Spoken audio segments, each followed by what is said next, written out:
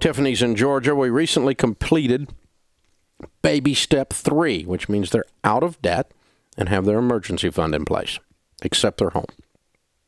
We'll be meeting with a financial advisor soon to start on our baby step 4. We know nothing about investing and feel very clueless. How can we prepare ourselves to be a bit more knowledgeable before our meeting? I would tell you 2 things on that. One is prepare yourself by being very comfortable with the idea that this is your money. It's your money. It's your money. There is no reason for you to ever be embarrassed, ashamed, or afraid to demand that you understand what's going on with your money. See, what's weird is we go into these, we go into this guy or this gal's office, and they've got on a nice tie or a nice dress or whatever, and they have financial advisors plaques sitting on their desk, and we don't know nothing. And so we feel all intimidated, almost ashamed that we don't know anything. But here's the clue. It's your money. You're in charge of this money. God put you in charge of this money. He didn't put me in charge of it, and he didn't put that guy in charge of it. He put you in charge of it. It's your money. And so I don't want you to go in there with your head bowed, ashamed, like, I don't know anything. I want you to go in there going, square shoulder, head up, chin up. It's my money. And they have to earn your business by teaching you something about how to do something with your money that you didn't know before. And if they can't teach you, and the only thing they can do is intimidate you, then what you've got is the wrong person. And it's not your problem, it's their problem, because you're the customer, and the way they earn your business is by teaching you.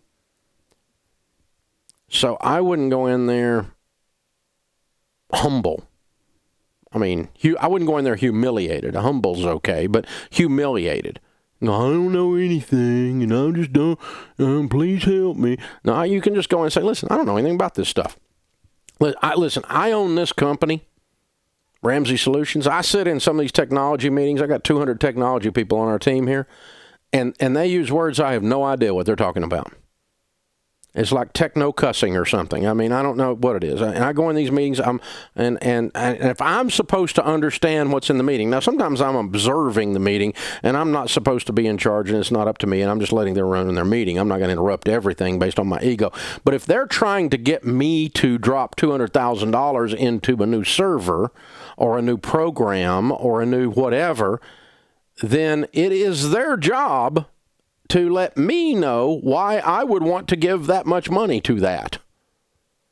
And if they can't help me do that, then I don't feel ashamed. They should feel ashamed, because I own the company. And I don't know beans about technology. I know a lot more than I did 2 years ago, but I am no technocrat. I'm starting to know what a few of these things are, the nuances between some of the different things, the basic concepts, because I've had to learn enough about the basic concepts in order to make the investments. And guess what? I got guys here that can teach me the basic concepts because they know all the details. Same thing. You need to know enough about the basic concepts that you can make the decision intelligently on your own.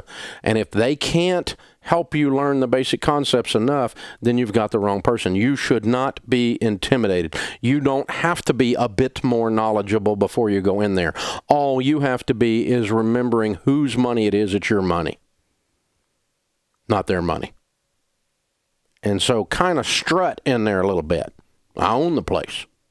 Your job to teach me. Not my job to be beholden to you because you've got 5 letters after your name.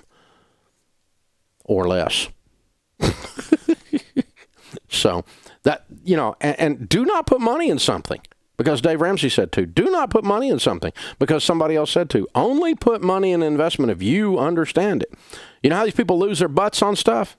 Because they put money in something they had no idea. They trusted the guy, and his name was Bernie Madoff.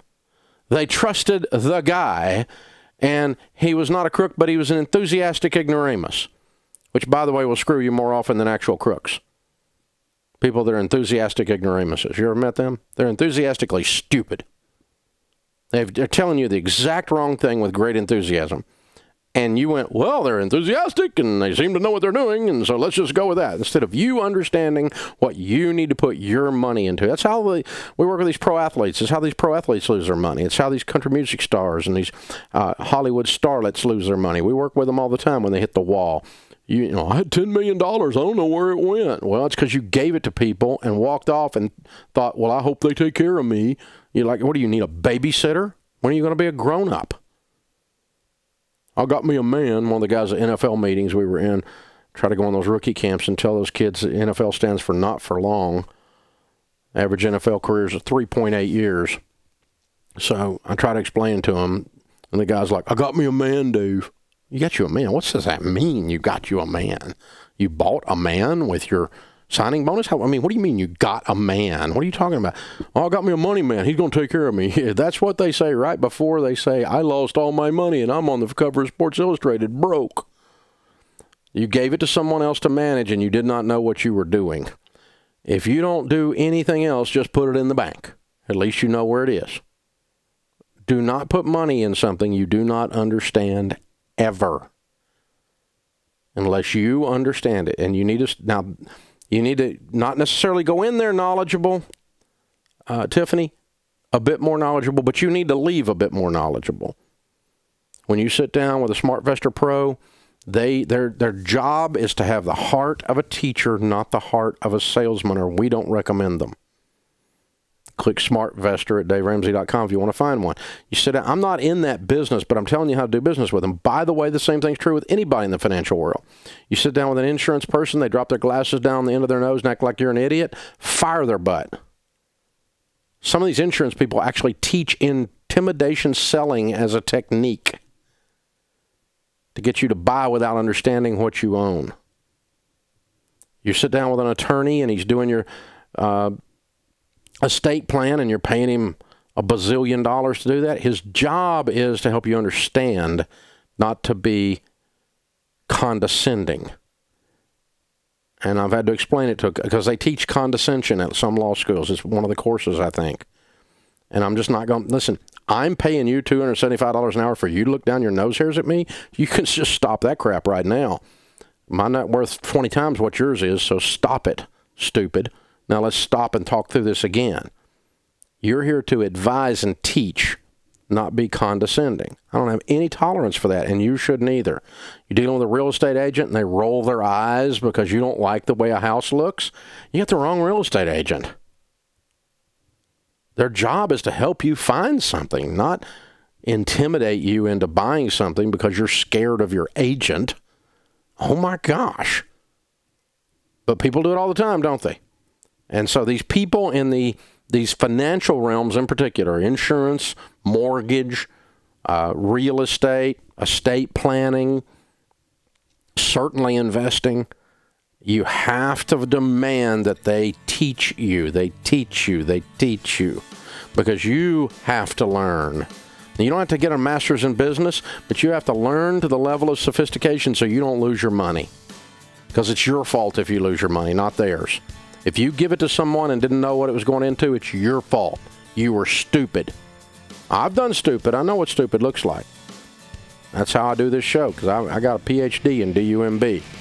I'm just trying to tell you, don't be stupid. Know what your money's going into, or don't put it in there. Good question. This is the Dave Ramsey Show.